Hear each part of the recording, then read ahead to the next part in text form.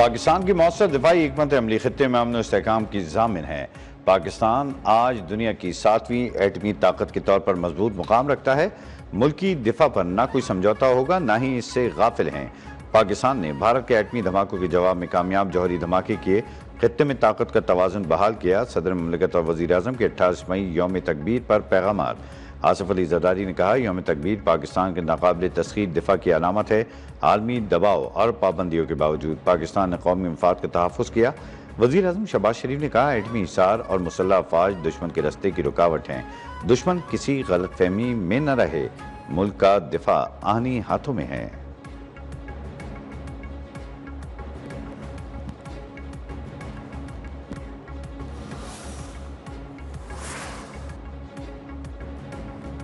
یوم تکبیر پر مسلح افواج کے سربراہان کی قوم کو مبارکباد۔ مدبر قیادت، سائنسدانوں اور قوم کی قربانیوں کو خراج تحسین پیش۔ ISPR کے مطابق field marshal Syed Asim Munir, air chief اور نیول چیف نے مشترکہ پیغام میں واضح کیا کہ عظیم سنگ میل پاک افواج اور پوری پاکستانی قوم کی لازوال قربانیوں کا ثمر ہے، جس نے ملک کا دفاع ناقابل تسخیر بنایا۔ ترجمان پاک فوج کا کہنا ہے کہ یہ دن اس تاریخی کارنامے کی یاد دلاتا ہے۔ پاکستان ایٹمی طاقت بن کر ابھرا۔ عظیم کامیابی کے ذریعے پاکستان نے جنوبی ایشیا میں اسٹریٹجک توازن کو ہمیشہ کے لیے بحال کر دیا۔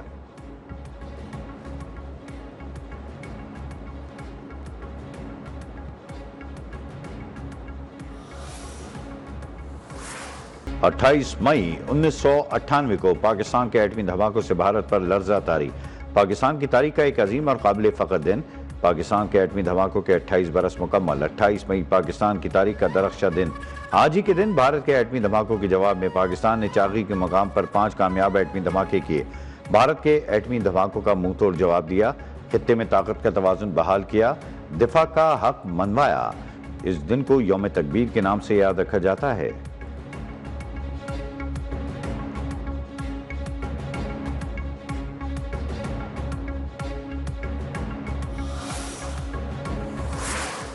ایران پر ایک ہفتے میں امریکہ کی دوسری بار فضائی حملے۔ امریکی حکام کے مطابق آبنائے ہرمز میں ایرانی فوجی اہداف کو نشانہ بنایا۔ دعویٰ کیا کہ ایران نے امریکی تجارتی جہاز پر 4 ڈرونز فائر کیے تھے۔ تمام ایرانی ڈرونز مار گرائے۔ امریکی حکام کا کہنا ہے کہ حملے کے وقت جہاز آبنائے ہرمز کے قریب موجود تھا۔ مقصد امریکی افواج اور آبنائے ہرمز میں تجارتی جہازوں کو لاحق خطرہ ختم کرنا تھا۔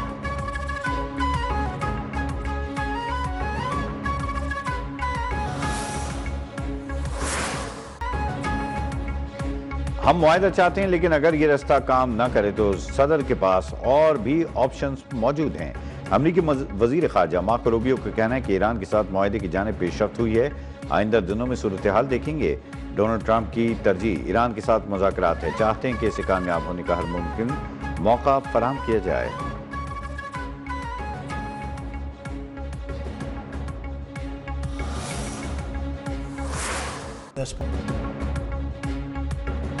عمان برتاؤ ٹھیک کرے ورنہ تباہ کر دیں گے۔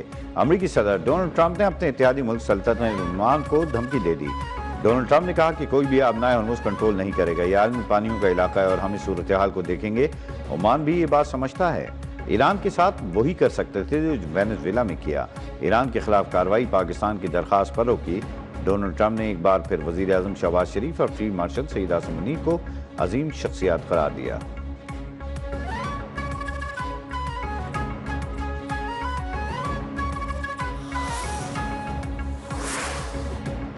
وائٹ ہاؤس نے ایرانی سرکاری میڈیا کی جانب سے جاری کردہ مجوزہ معاہدے کی تفصیلات کو منفرد قرار دے دیا۔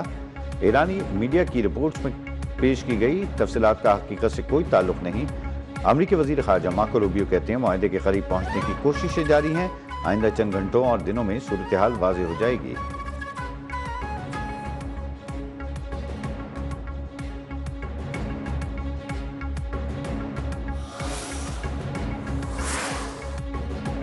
وزیر اعظم شہباز شریف کو ایرانی صدر مسعود پشکیان کا ٹیلی فون۔ دونوں رہنماؤں میں 30 منٹ گرم جوش اور دوستانہ گفتگو۔ ایرانی صدر نے خطے میں قیام امن کے لیے کردار پر وزیر اعظم اور فیلڈ مارشل عاصم منیر کا شکریہ ادا کیا۔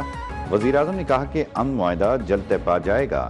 یہ ایران کے وقار اور عزت نفس کے مطابق ہوگا۔ دونوں رہنماؤں کی ایک دوسرے کو عید الاضحیٰ کی مبارکباد، نیک تمناؤں کا اظہار۔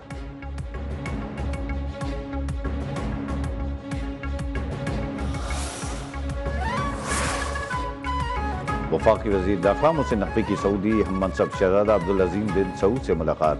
پاک سعودیہ دو طرفہ تعلقات اور داخلی سیکیورٹی کے حوالے سے تفصیلی تبادلہ خیال۔ Federal constabulary special diplomatic protection unit کے 200 اہلکاروں کو سعودی عرب میں ٹریننگ دینے کا فیصلہ۔ سعودی وزارت داخلہ کا اعلیٰ سطح کا وفد بہت جلد پاکستان کا دورہ کرے گا۔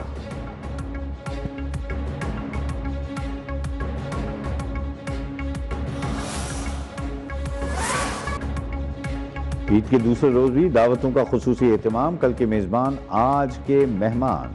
خواتین کچن کی ذمہ داریاں سنبھالیں گی، مہمانوں کی تواضع کر کے تعریفیں سمیٹیں گی۔ آج بھی بیٹھکیں لگیں گی، کھابوں پر خوب ہاتھ صاف ہوں گے۔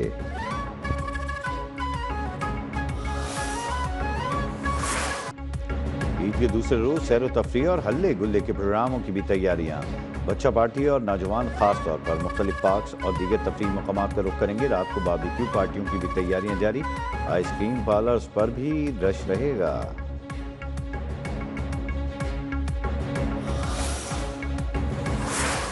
جب پورا پاکستان عید کی خوشیوں میں ڈوب جاتا ہے، ہم سرحدوں پر جاگتے ہیں، وطن کا پرچم لہراتا ہے۔ تم گھروں میں عید مناؤ، ہم محاذوں پہ کھڑے رہیں۔ تمہاری ہر مسکان کی خاطر ہر خطرے سے لڑتے رہیں۔ یہ دھرتی ماں ہماری ہے، یہ مٹی جان سے پیاری ہے۔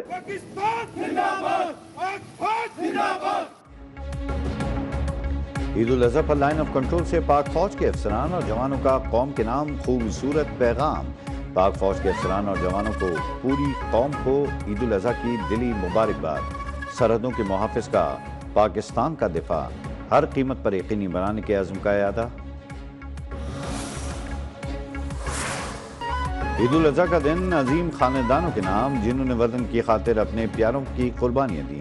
نوجوانوں کا عید الاضحیٰ کے موقع پر افواج پاکستان کے جوانوں اور شہداء کو سلام عقیدت۔ کہا شہداء کے اہل خانہ قوم کا فخر ہیں۔ سیکیورٹی فورسز ہر روز قربانی، بہادری اور خدمت کے جذبے کی عملی مثال قائم کر رہی ہے۔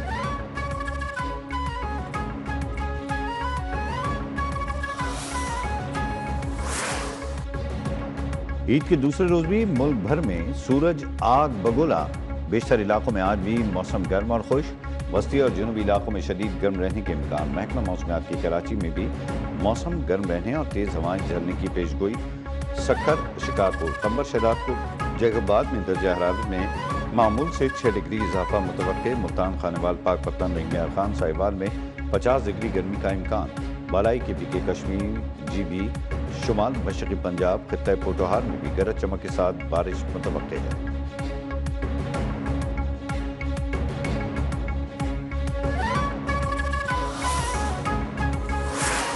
افغان طالبان رجیم کو عالمی سطح پر شدید سبکی۔ یورپی پارلیمنٹ میں سنگین انسانی جرائم بے نقاب۔ یورپی پارلیمنٹ نے طالبان کی اتحاد پسند پالیسیوں اور نئے فوجداری ضابطے کو یکسر مسترد کر دیا۔ قابض طالبان رجیم کی جابرانہ اور آمرانہ طرز حکمرانی انسانی حقوق، انصاف اور بنیادی آزادیوں کے خلاف ورزی قرار۔ مطالبہ کیا کہ طالبان رجیم کو تسلیم نہ کیا جائے، تعلقات معمول پر نہ لائے جائیں۔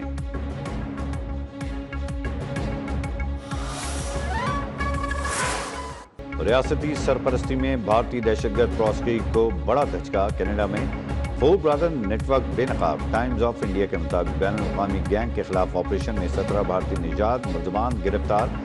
گینگ برمپٹن، میسی ساگا، کلیندن اور برٹش کولمبیا میں سرگرم رہا۔ بھتہ نہ دینے پر متعدد کاروباری شخصیات کو نشانہ بنایا گیا۔